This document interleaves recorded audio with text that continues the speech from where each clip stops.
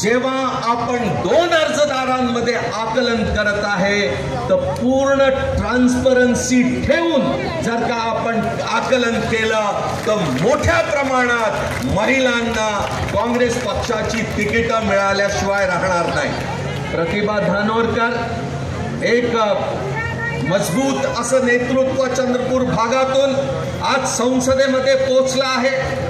जेव्हा प्रतिभाताई संसदेच्या पायऱ्या चढत होत्या तर अभिमान वाटत होता की एक अशी महिला जी तळागाळामध्ये काम करत पहिले आमदार आणि आज खासदार झाली तिथे पोहोचली आहे आणि आपल्या विचाराच्या माध्यमातून संसदेच्या कामाच्या माध्यमातून परिसरातील लोकांना न्याय दिल्याशिवाय राहणार नाही।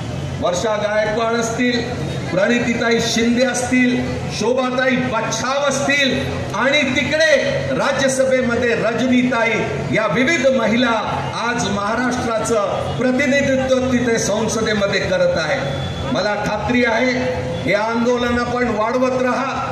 या आंदोलनाच्या माध्यमातून विविध आपले प्रश्न तर सुटतीलच पण येणाऱ्या काळामध्ये लोकप्रतिनिधी म्हणून आपल्याला अजून मोठी जबाबदारी प्राप्त झाल्याशिवाय राहणार नाही। मी पुन्हा एकदा अलकाताईंचं आणि संध्याताईंचं मनापासून अभिनंदन करतो।